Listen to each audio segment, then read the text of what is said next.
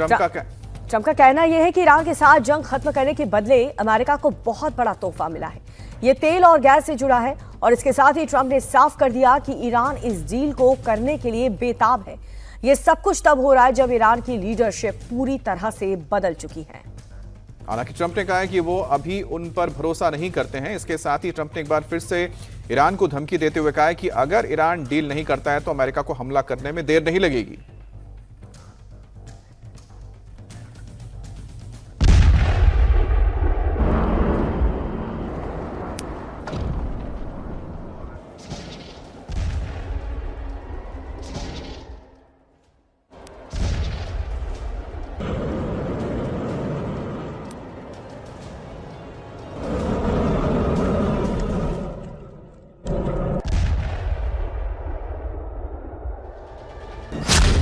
Middle east जंग के बीच Trump का बड़ा दावा।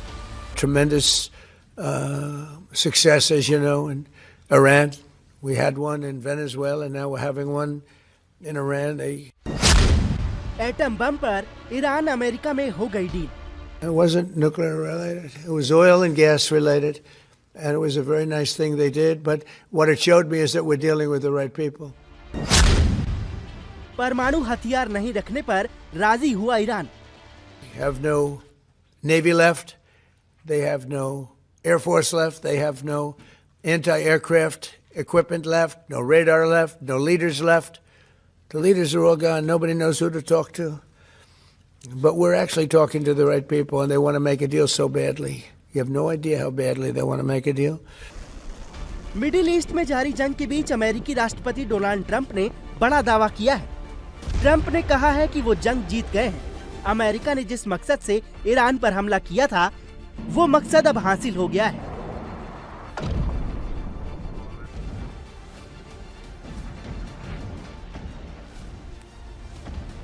They're going to make a deal. They're going to make a deal. They did something yesterday that was amazing, actually. They gave us a present, and the present arrived today.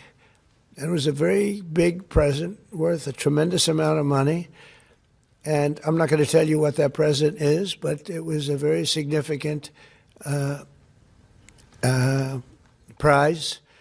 And they gave it to us, and they said they were going to give it. So that meant one thing to me: we're dealing with the right people. It wasn't nuclear related. It was oil and gas related.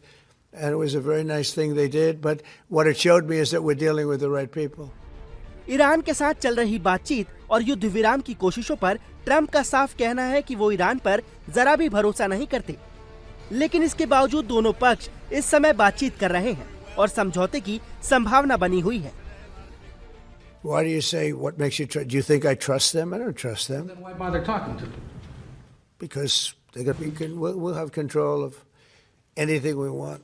Look, if we can end this without more lives being down, without knocking out $10 billion electric plants that are brand new and the apple of their eye, I'd like to be able to do that, you know?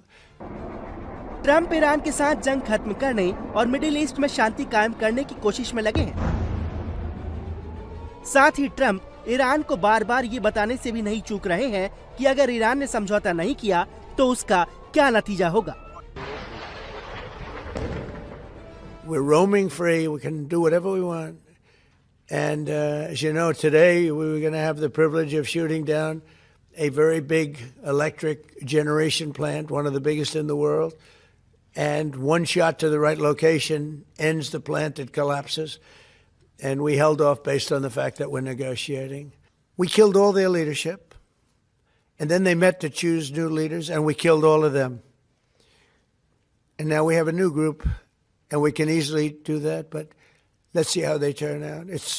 We have really regime change. You know, this is a change in the regime because the leaders are all very different than the ones that we started off with that created all those problems.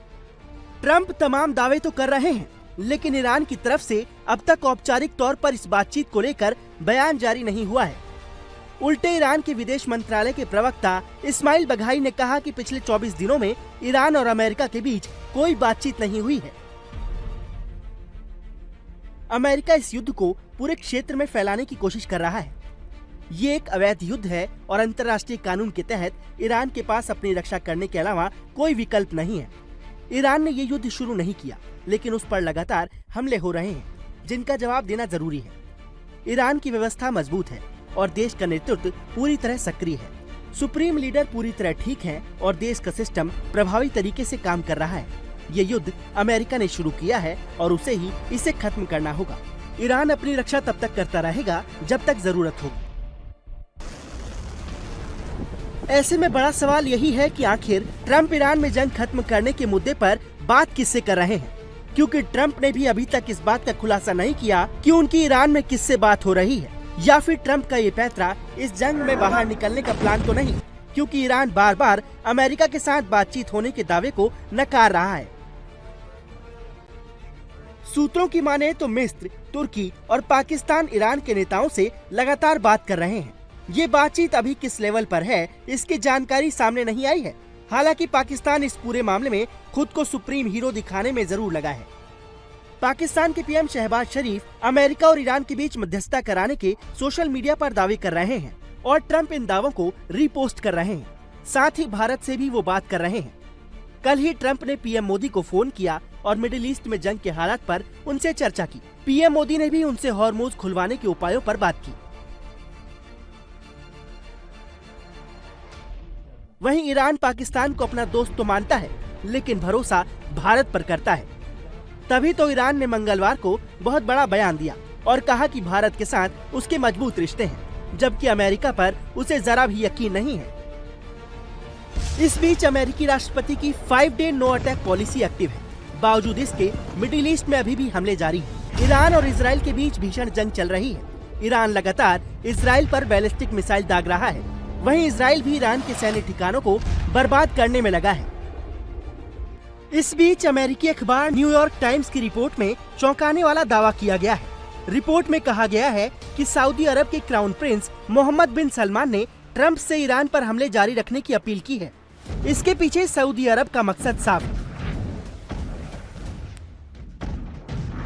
वो जंग खत्म होने से पहले Iran की missile क्षमता को खत्म होते देखना चाहता है।